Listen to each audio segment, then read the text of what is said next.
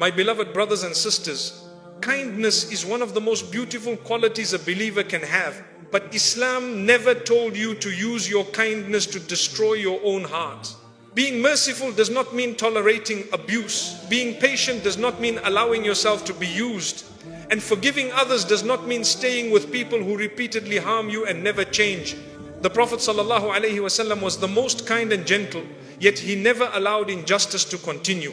He forgave, but he also set boundaries. He encouraged patience, but he never told anyone to accept oppression.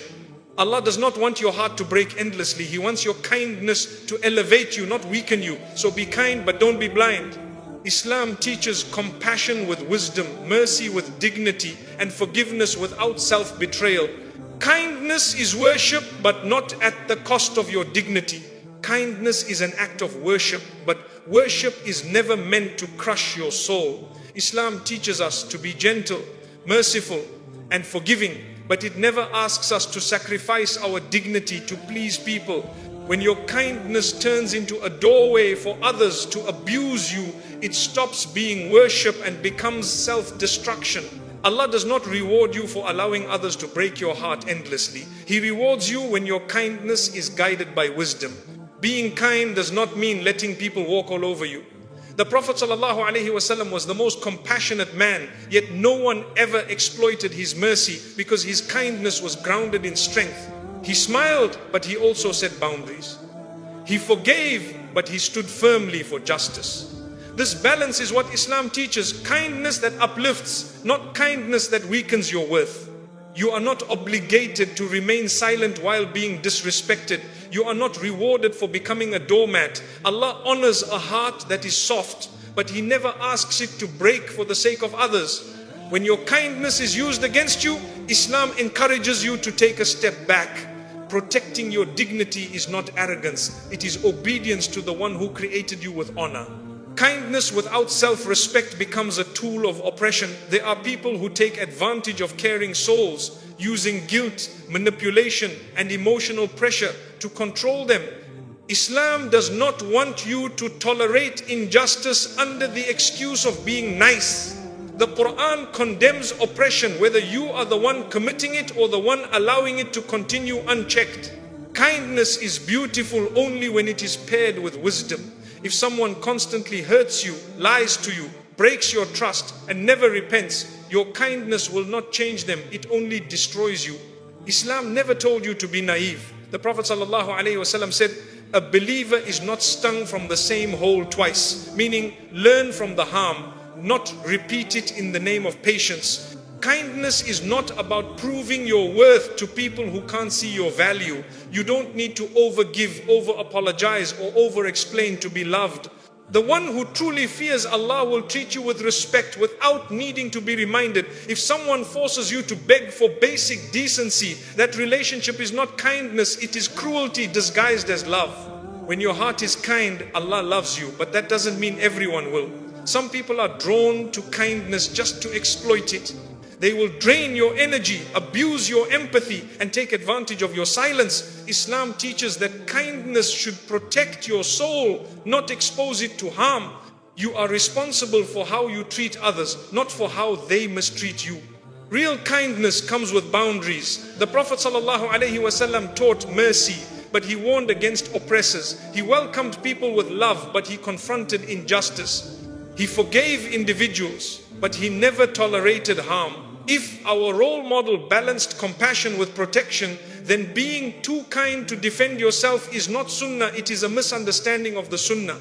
Kindness is not submission to people, it is submission to Allah. You are kind because Allah loves kindness, not because you fear losing relationships. Your worth is not determined by how much you endure, it is determined by how much you guard the heart Allah entrusted to you. When you protect your dignity, you honor the one who gave it to you. Your kindness is a blessing, not a burden.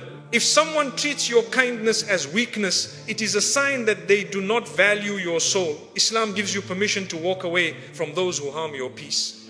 Sometimes the most beautiful act of kindness is protecting yourself from people who do not fear Allah in how they treat you. Kindness should elevate you spiritually, not emotionally destroy you. If your kindness makes you feel drained, anxious, guilty, unheard, or disrespected, then something is wrong. Islam teaches balance. You cannot love others properly while abandoning yourself. You cannot forgive endlessly without seeing change. You cannot give without boundaries and expect peace. True kindness does not mean letting others insult you, use you, or drain your happiness. It means wishing good for others while protecting your own heart. It means helping those in need, not enabling those who harm you. It means being gentle without neglecting your right to dignity. Islam teaches you to love others, but never more than you love your own soul. When you allow constant disrespect, you are not being kind, you are betraying yourself. And Islam does not ask you to betray yourself. The Quran says Allah does not love injustice, and that includes injustice done to yourself. Your heart was created to worship, not to be abused. Kindness that honors Allah must also honor you. Kindness that costs your dignity is not kindness, it is surrender to toxic behavior. Islam teaches justice, fairness, and self-respect. If someone abuses your mercy and refuses to change, the most righteous response may not be staying, it may be walking away. You are not weak for protecting yourself. You are wise for valuing the soul Allah gifted you. So be kind, but do it with awareness. Be merciful, but don't lose yourself. Forgive, but don't allow repeated harm. Kindness is worship only when it strengthens your heart, not when it destroys it. Islam never told you to kill your spirit to keep someone else comfortable. Keep your heart soft, your boundaries strong, and your dignity intact. That is the kindness Allah loves. Patience doesn't mean accepting abuse. Patience in Islam is a form of worship, not a punishment. Many people confuse patience with silence, thinking that Islam wants them to tolerate injustice in the name of Sabr. But true Sabr is not allowing someone to harm you repeatedly. It's enduring trials while striving for justice. The Prophet ﷺ said, help your brother whether he is oppressed or the oppressor. We must stop the injustice even if the injustice is happening to us. Patience is not turning yourself into a target for emotional, verbal, or physical abuse. You are not rewarded for letting someone break your spirit, insult your dignity, or harm your peace just because you want to be patient. The Quran says that Allah does not love injustice, and He does not expect you to tolerate it. Patience is strength, not surrender. Real patience is staying calm while taking the necessary steps to protect yourself. It means trusting Allah while speaking up against harm, removing yourself from toxic environments, or setting firm boundaries with those who misuse your kindness. Sabr is not obedience to people, it is obedience to Allah, who commands justice before forgiveness. Patience doesn't require you to stay in a harmful relationship. Being patient doesn't mean staying silent in a marriage where there is abuse, neglect, or betrayal. Islam allows a person to walk away from oppression. The Prophet ﷺ never told anyone to remain in a situation where their heart, faith, and safety are at risk. Your value as a believer remains even if you leave what breaks you. Patience does not mean accepting repeated disrespect. You may forgive someone once, twice, or even more, but if they refuse to change, your patience must shift from tolerating them to protecting yourself. The Prophet ﷺ forgave countless enemies, yet he also took steps to prevent harm. Islam teaches balance, mercy with caution, forgiveness with justice. True patience involves recognizing when the situation is harming your faith. If your relationship with Allah is suffering because of the pain someone is causing you, walking away is an act of worship. Allah wants your heart to be at peace, not imprisoned. Sometimes patience means letting go of what corrupts your soul and trusting that Allah will replace it with something better. Patience is not emotional slavery. It is not waiting for someone to stop hurting you when they have no intention to change. It is not continuing to sacrifice your mental health for people who don't sacrifice even a little respect for you. Allah does not want you to endure pain that strips away your dignity. Patience must be for His sake, not for the sake of toxic individuals. Sabr does not mean keeping quiet to avoid conflict. We are taught to stand against wrongdoing with our words, our actions, and if we can't, with our hearts. Remaining silent in the face of oppression is not a sign of being pious. It is a sign of allowing harm to continue. Speaking up with wisdom is part of faith, not a betrayal of it. Don't let anyone use religion to force you into suffering. Some people use patience as a weapon, convincing you to stay quiet so they can continue hurting you without accountability. This is not Islam. This is manipulation. Islam honors your dignity. Allah hears your silent pain, sees your hidden tears, and never expects you to hand your heart to someone who crushes it. Patience is protecting your heart while still being fair. You can distance yourself without hatred, you can set boundaries without revenge, and you can leave without carrying bitterness. Islam teaches that you are responsible for your integrity, not someone else's comfort. Do what pleases Allah, not what pleases people, at the expense of your soul. Patience also means knowing your worth.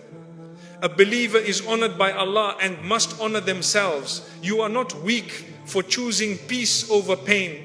You are not sinful for removing yourself from someone who consistently harms you. You are not betraying your deen by safeguarding your dignity. You are fulfilling it.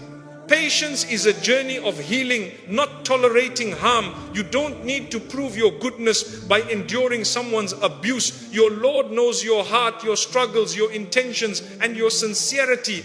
When you protect yourself, you're not abandoning patience, you're practicing it with wisdom. Real sabr sometimes means leaving with peace, trusting that Allah will take care of what you walked away from. He knows what you cannot say and sees what you cannot show. Turning away from harm is not losing faith, it is returning to Allah with your heart intact. You cannot worship properly when your spirit is crushed. Patience is choosing to heal instead of being hurt. It is protecting your dignity instead of sacrificing it. It is walking away with grace instead of fighting for someone who fights against your peace. Allah never asks you to destroy yourself to keep someone else whole. Your sabr should build you, not break you. So be patient but with wisdom. Be merciful but with self-respect. Forgive but don't stay where forgiveness is taken for granted. Allah loves patience that preserves your heart, not patience that destroys it. Protect your soul.